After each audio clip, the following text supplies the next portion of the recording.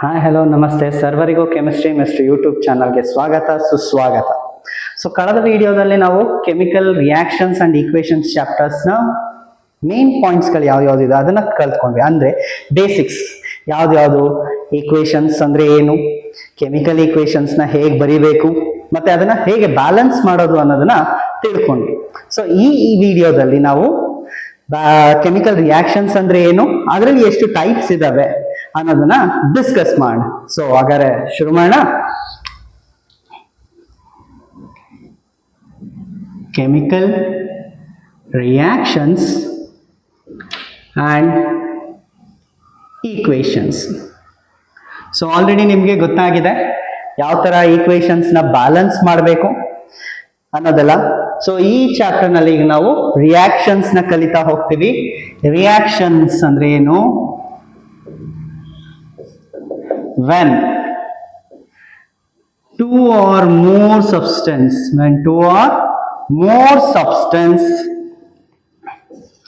that reacts each other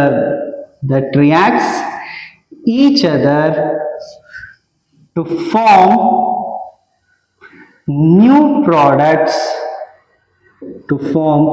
new products it's known as reactions.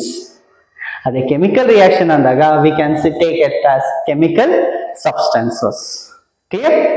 ಹಾಗಾದ್ರೆ ಈ reactions ನಲ್ಲಿ ಎಷ್ಟು ಟೈಪ್ಸ್ ಇದೆ ಅನ್ನೋದನ್ನ ಡಿಸ್ಕಸ್ ಮಾಡೋಣ. Will discuss about the types of chemical reactions. ಎಷ್ಟು ಟೈಪ್ ಇದೆ?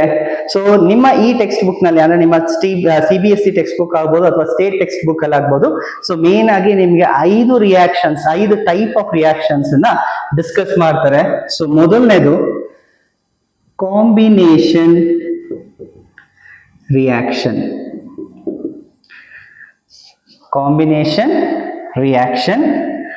ಎರಡನೇದು ಡಿಕಂಪೋಸಿಷನ್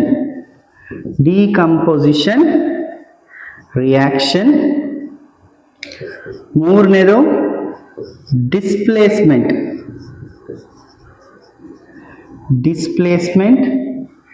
ರಿಯಾಕ್ಷನ್. ಸೊ ಇದನ್ನ ನಾವು ಸಿಂಗಲ್ ಡಿಸ್ಪ್ಲೇಸ್ಮೆಂಟ್ ಅಂತಾನು ಕರಿತೀವಿ. ಯಾಕೆ ಅನ್ನೋದನ್ನ ನಾನು ಆಮೇಲೆ ಹೇಳ್ತೀನಿ. ನಾಲ್ಕನೇದು ಡಬಲ್ ಡಿಸ್ಪ್ಲೇಸ್ಮೆಂಟ್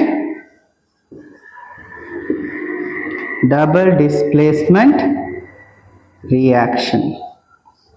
ಐದನೇದು ರೆಡಾಕ್ಸ್ ರಿಯಾಕ್ಷನ್. ಸೊ ನಿಮ್ಮ ಟೆಕ್ಸ್ಟ್ ಬುಕ್ ನಲ್ಲಿ ಇದನ್ನ ಸಪರೇಟ್ ಆಗಿ ಹೇಳಿದ್ದಾರೆ.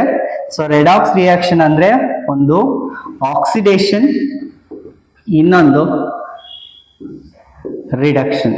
ಸೊ ಎರಡು ತರದ ರಿಯಾಕ್ಷನ್ಸ್ ಬರುತ್ತೆ, ಆಕ್ಸಿಡೇಷನ್ ರಿಯಾಕ್ಷನ್ ಮತ್ತೆ ರಿಡಕ್ಷನ್ ರಿಯಾಕ್ಷನ್. ಸೊ ಅವೆರಡನ್ನು ಸೇರಿಸಿ ನಾವು ರೆಡಾಕ್ಸ್ ರಿಯಾಕ್ಷನ್ ಅನ್ನೋದನ್ನ ಕಲಿತೀವಿ. ಓಕೆನಾ? ಹಾಗಾದ್ರೆ ಈ ಒಂದೊಂದೇ ರಿಯಾಕ್ಷನ್ ನ ವಿತ್ ಎಕ್ಸಾಂಪಲ್ಸ್ ಕಲಿತಾ ಹೋಗೋಣ. ಓಕೆನಾ? ಇದರಲ್ಲಿ ಮೊದಲನೇದಾಗಿ ಕಾಂಬಿನೇಷನ್ ರಿಯಾಕ್ಷನ್ ಅನ್ನ ತಿಳ್ಕೊಳ್ಳೋಣ. ಸೊ ನಾನು ಇಲ್ಲೇ ಬರ್ಕೋತೀನಿ. ಸೊ ಎಕ್ಸಾಂಪಲ್ಸ್ ಕೊಡೋದಕ್ಕೂ ಈಸಿ ಆಗುತ್ತೆ, ಜೊತೆಗೆ ನಿಮ್ಗೆ ರಿಯಾಕ್ಷನ್ಸ್ ನೇಮ್ಗಳನ್ನ ನೆನಪಲ್ಲಿ ಇಟ್ಕೊಳ್ಳೋಕ್ಕೂ ಈಸಿ ಆಗುತ್ತೆ. So combination reaction. So first general form ಅಲ್ಲಿ ಹೇಳ್ತೀನಿ. ವೆನ್ ಟೂ ರಿಯಾಕ್ಟೆಂಟ್ಸ್, ಸೊ ಎರಡು ರಿಯಾಕ್ಟೆಂಟ್ ರಿಯಾಕ್ಟ್ ಆದಾಗ, ಯಾವುದೋ ಎರಡು ಸಬ್ಸ್ಟೆನ್ಸ್ ತಗೊಂಡಿದ್ದೀನಿ, ಆ ಎರಡು ಸಬ್ಸ್ಟೆನ್ಸ್ ರಿಯಾಕ್ಟ್ ಆಗ್ತಾ ಇದೆ. ಈ ರಿಯಾಕ್ಟ್ ಆದಾಗ ನಮ್ಗೆ ಏನ್ ಸಿಗ್ತಿದೆ ಅಂದ್ರೆ ಒಂದು ಸಿಂಗಲ್ ಪ್ರಾಡಕ್ಟ್ ಅನ್ನ ಪ್ರೊಡ್ಯೂಸ್ ಮಾಡ್ತಾ ಇದೆ. ಕೆಲವೊಮ್ಮೆ ಒಂದೇ ಪ್ರಾಡಕ್ಟ್ ಬರುತ್ತೆ, ಕೆಲವೊಮ್ಮೆ ಒಂದಕ್ಕಿಂತ ಜಾಸ್ತಿ ಬರುತ್ತೆ. ಬಟ್ ಮೇನ್ ಆಗಿ ಏನು ಅಂದ್ರೆ ಎರಡು ರಿಯಾಕ್ಟೆಂಟ್ ರಿಯಾಕ್ಟ್ ಆದಾಗ ನಮ್ಗೆ ಒಂದು ಪ್ರಾಡಕ್ಟ್ ಪ್ರೊಡ್ಯೂಸ್ ಆದ್ರೆ ಅದನ್ನ ನಾವು ಕಾಂಬಿನೇಷನ್ ರಿಯಾಕ್ಷನ್ ಅಂತ ಕರಿತೀವಿ. when two reactants reacts to produce a new product, single product is known as combination reaction. So ನಾವು ಇದನ್ನ ಹಿಂದಿನ ಕ್ಲಾಸ್ಗಳಲ್ಲಿ ಕಲ್ತಿದೀವಿ. ಇದನ್ನ ನಾವು ರಿಯಾಕ್ಟೆಂಟ್ಸ್ ಅಂತ ಕರಿತೀವಿ, ಇದನ್ನ ನಾವು ಪ್ರಾಡಕ್ಟ್ ಅಂತ ಕರಿತೀವಿ. So this is the general form of writing combination reaction. So ಇದಕ್ಕೆ ಎಕ್ಸಾಂಪಲ್ ಆಗಿ ಮೊದಲನೇದು, ಸೊ ನಿಮ್ಗೆಲ್ಲ ಗೊತ್ತಿದೆ, hydrogen molecule reacts with oxygen molecule to produce water molecule. So 2 molecules of hydrogen ಒಂದು ಮಾಲಿಕ್ಯೂಲ್ ಆಫ್ ಆಕ್ಸಿಜನ್ ಜೊತೆಗೆ react ಆಗಿ 2 molecules of water ನ ಕೊಡ್ತಾ ಇದೆ. ಸೊ ಇದನ್ನ ಜನರಲ್ ಫಾರ್ಮ್ ಜೊತೆ ಕಂಪೇರ್ ಮಾಡಿ ಇಫ್ ಐ ಕನ್ಸಿಡರ್ ಇದನ್ನ ಎ ಅಂತ ಕನ್ಸಿಡರ್ ಮಾಡಿದ್ರೆ ಇದು ಬಿ ಅಂತ ಕನ್ಸಿಡರ್ ಮಾಡೋಣ. ಸೊ ಪ್ರಾಡಕ್ಟ್ ಏನಾಗಿದೆ ಎ ಬಿ ಬರ್ತದೆ. ಸೊ ಎರಡು ರಿಯಾಕ್ಟೆಂಟ್ ರಿಯಾಕ್ಟ್ ಆಗುತ್ತೆ, ಒಂದು ಪ್ರಾಡಕ್ಟ್ ನ ಪ್ರೊಡ್ಯೂಸ್ ಮಾಡ್ತಾ ಇದೆ. ಸೊ ಅದನ್ನ ನಾವೇನಂತ ಕರಿತೀವಿ ಕಾಂಬಿನೇಷನ್ ರಿಯಾಕ್ಷನ್. ಸೊ ಇನ್ನೊಂದು example, carbon reacts with oxygen to produce carbon dioxide. So ಎರಡು ರಿಯಾಕ್ಟೆಂಟ್ ರಿಯಾಕ್ಟ್ ಆಗಿ ಒಂದು ಪ್ರಾಡಕ್ಟ್ ನ ಪ್ರೊಡ್ಯೂಸ್ ಮಾಡ್ತಾರೆ. ಸೊ ಇದೇ ತರ ಇನ್ನೂ ಒಂದು ಎಕ್ಸಾಂಪಲ್ ತಗೊಳ್ಳೋಣ. ನಿಮ್ಮ ಟೆಕ್ಸ್ಟ್ ಬುಕ್ ನಲ್ಲಿ ನಾವು ಬ್ಯಾಲೆನ್ಸ್ ಮಾಡ್ಬೇಕಾದ್ರೆ ತಗೊಂಡಿದ್ವಿ. ಮೆಗ್ನೀಷಿಯಂ, ಎರಡು ಆಟಮ್ ನ magnesium, 2 atoms of magnesium reacts with 1 molecule of oxygen. It produces magnesium oxide. So these are the examples for combination reaction. Clear? Next, ಇದೇ ತರ ಸೆಕೆಂಡ್ ಒನ್ ನೋಡೋಣ, ಡಿಕಂಪೋಸಿಷನ್ ರಿಯಾಕ್ಷನ್. ಬರ್ಕೊಳ್ಳೋಣ. S,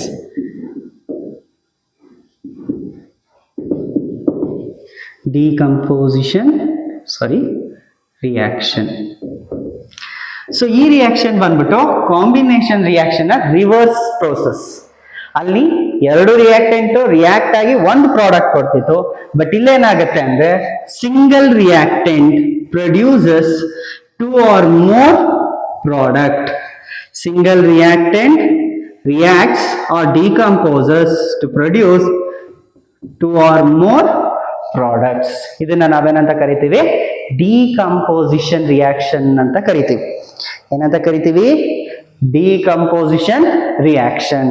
so ಇದಕ್ಕೆ examples ನ ತಗೊಳ್ಳೋದಾದ್ರೆ, ಒಂದು ನಾನು ಎಲ್ಲ ಟೆಕ್ಸ್ಟ್ ಬುಕ್ ಅಲ್ಲಿ ಇದೆಯಲ್ಲ ಅದೇ ಎಕ್ಸಾಂಪಲ್ಸ್ ನ ತಗೋತಾ ಇಲ್ಲ, ಜನರಲ್ ಆಗಿ ಎಕ್ಸಾಂಪಲ್ಸ್. ಸೊ ಏನಂದ್ರೆ ಕಾನ್ಸೆಪ್ಟ್ ಅರ್ಥ ಆಗ್ಬೇಕು ನಿಮ್ಗೆ. ಸೊ ಕಾನ್ಸೆಪ್ಟ್ ಅರ್ಥ ಆದ್ರೆ ಎಕ್ಸಾಂಪಲ್ಸ್ ನೀವು ನೋಡಿ ತಗೋಬಹುದು.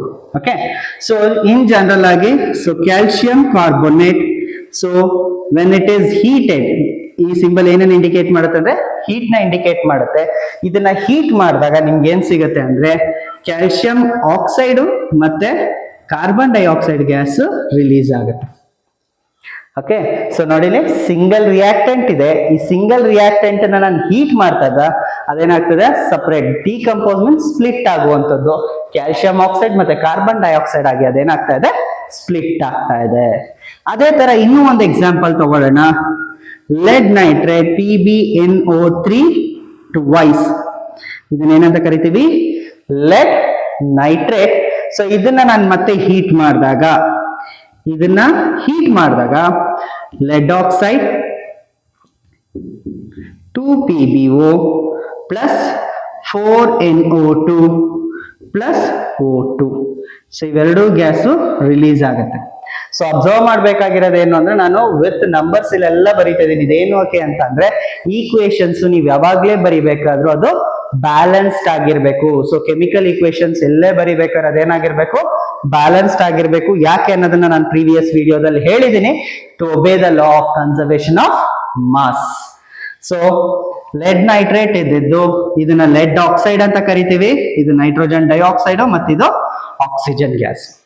So these are the examples for decomposition reaction. So ಇದರಲ್ಲಿ ನಿಮ್ಗೆ 3 ತರ ಡಿಕಂಪೋಸಿಷನ್ ರಿಯಾಕ್ಷನ್ ಆಗುತ್ತೆ.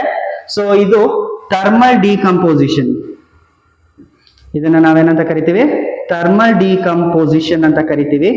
ಯಾಕೆ ಅಂತ ಅಂದ್ರೆ with the help of heat, ಇದನ್ನ ನಾನು ತೋರಿಸಿದೀನಿ ಹೀಟ್ ಅಂತ ಹೇಳ್ತಾರೆ. With the help of heat ಏನಾಗುತ್ತೆ ಡಿಕಂಪೋಸಿಷನ್ ರಿಯಾಕ್ಷನ್ ಆಗ್ತಾ ಇದೆ. ಸೊ ಡಿಕಂಪೋಸಿಷನ್ ರಿಯಾಕ್ಷನ್ ಹೀಟ್ ನ ಸಹಾಯದಿಂದ ಆಗ್ತಿರೋದ್ರಿಂದ ಇದನ್ನ ನಾವು ಥರ್ಮಲ್ ಡಿಕಂಪೋಸಿಷನ್ ಅಂತ ಕರಿತೀವಿ. ನೆಕ್ಸ್ಟ್ ಇದ್ರ ಜೊತೆಗೆ ಇನ್ನೂ 2 ತರ ಡಿಕಂಪೋಸಿಷನ್ ಇದೆ. ಇನ್ನೊಂದು ಲೈಟ್ ನ ಹೆಲ್ಪ್ ಇಂದ ಡಿಕಂಪೋಸ್ ಆಗೋದು, ಅದನ್ನ ನಾವು ಫೋಟೋಲೈಟಿಕ್ ಅಂತ ಕರಿತೀವಿ ಅಥವಾ ಫೋಟೋಲಿಟಿಕ್ ಡಿಕಂಪೋಸಿಷನ್.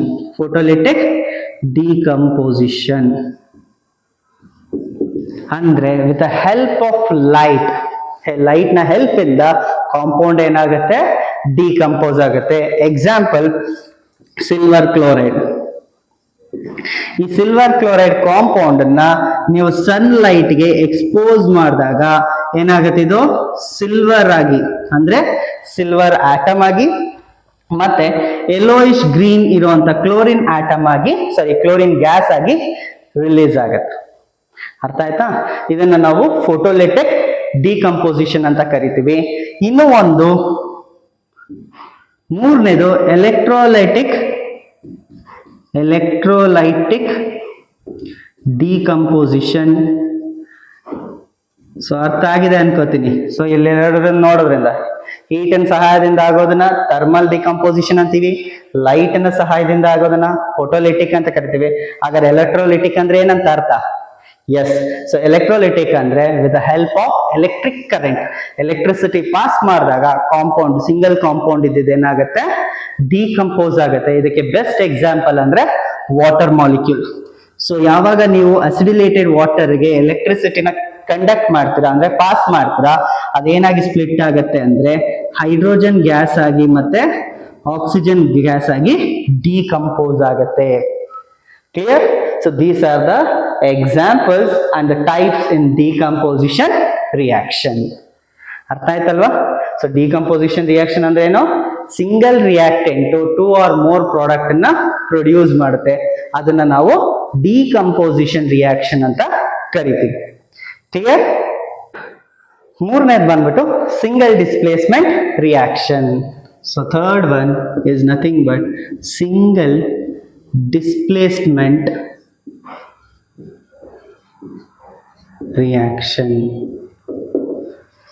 ಯಾಕೆ ಸಿಂಗಲ್ ಅಂತ ಕರಿತಿದೀವಿ ಅಂದ್ರೆ ಇಲ್ಲಿ ಒಂದು ಎಲಿಮೆಂಟ್ ಮಾತ್ರ ಇನ್ನೊಂದನ್ನ ಡಿಸ್ಪ್ಲೇಸ್ ಮಾಡುತ್ತೆ, ಅದಕ್ಕೋಸ್ಕರ. ಫಾರ್ ಎಕ್ಸಾಂಪಲ್ ಎ ಮತ್ತೆ ಬಿ. ಸೊ ಎ ಬಿ ಏನಾಗಿರುತ್ತೆ ಅಂದ್ರೆ ಅಯೋನಿಕ್ ಕಾಂಪೌಂಡ್ ಆಗಿರುತ್ತೆ. ಅಯೋನಿಕ್ ಕಾಂಪೌಂಡ್ ಅಂದ್ರೆ ನೆನಪಿರ್ಲಿ, ಮೆಟಲ್ ಮತ್ತೆ ನಾನ್ ಮೆಟಲ್ ಇಂದ ಆಗಿರುವಂತ ಕಾಂಪೌಂಡ್ ಅನ್ನ ನಾವು ಅಯೋನಿಕ್ ಕಾಂಪೌಂಡ್ ಅಂತ ಕರಿತೀವಿ. ಆದ್ರೆ ಇನ್ ಡೀಟೇಲ್ ನಾವು ಮೆಟಲ್ಸ್ ಅಂಡ್ ನಾನ್ ಮೆಟಲ್ಸ್ ನ ಡಿಸ್ಕಸ್ ಮಾಡ್ಬೇಕಾದ್ರೆ ಹೇಳ್ತೀನಿ. ಆಯ್ತಾ?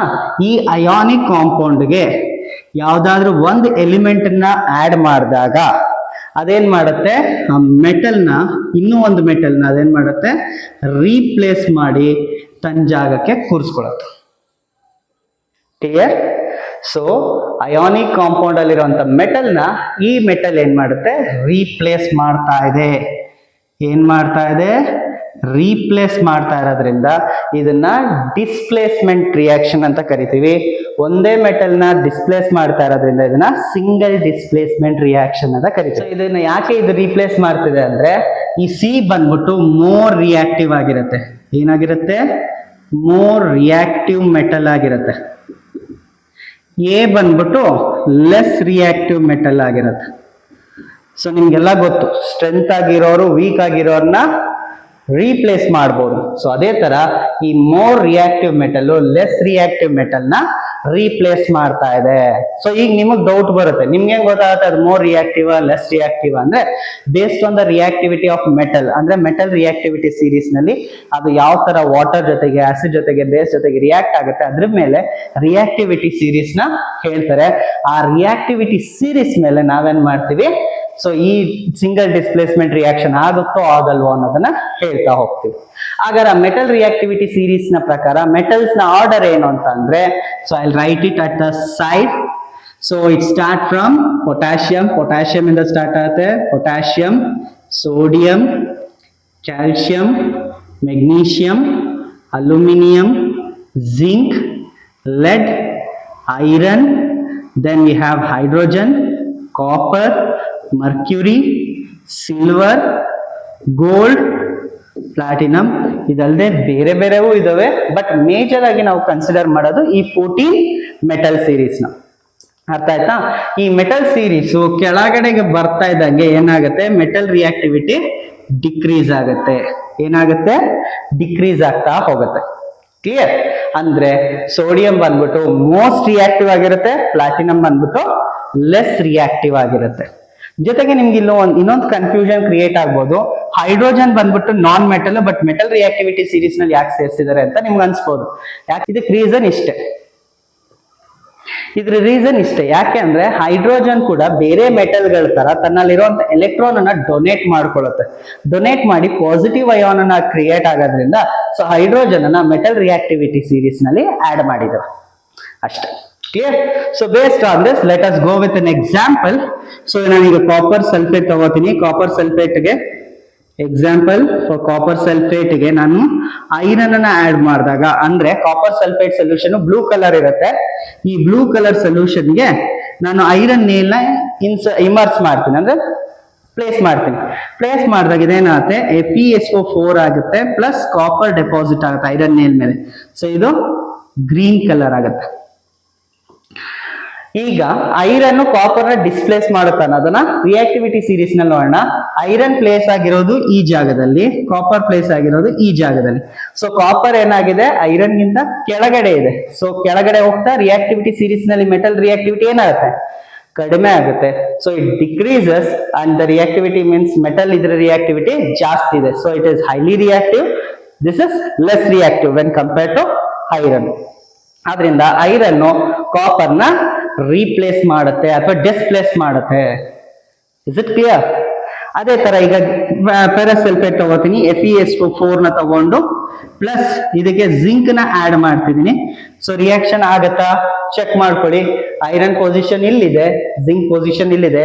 ಸೊ ಜಿಂಕ್ ಐರನ್ ಗಿಂತ ಮೇಲಿರೋದ್ರಿಂದ ಐರನ್ ಗಿಂತ ಜಾಸ್ತಿ ರಿಯಾಕ್ಟಿವ್ ಆಗಿರುತ್ತೆ. So this reaction will be possible, zinc sulphate plus iron.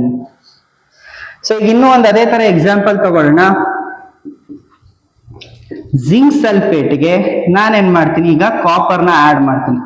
So does this reaction takes place? ಈ ರಿಯಾಕ್ಷನ್ ಆಗತ್ತಾ ನೋಡ್ಕೊಳ್ಳಿ.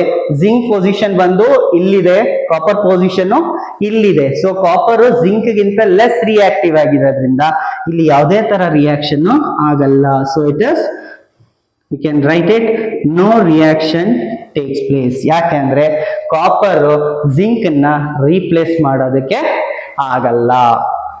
Is it clear? ಸೊ ಇಲ್ಲಿ ತನಕ ತಿಳ್ಕೊಳ್ಳೋಣ.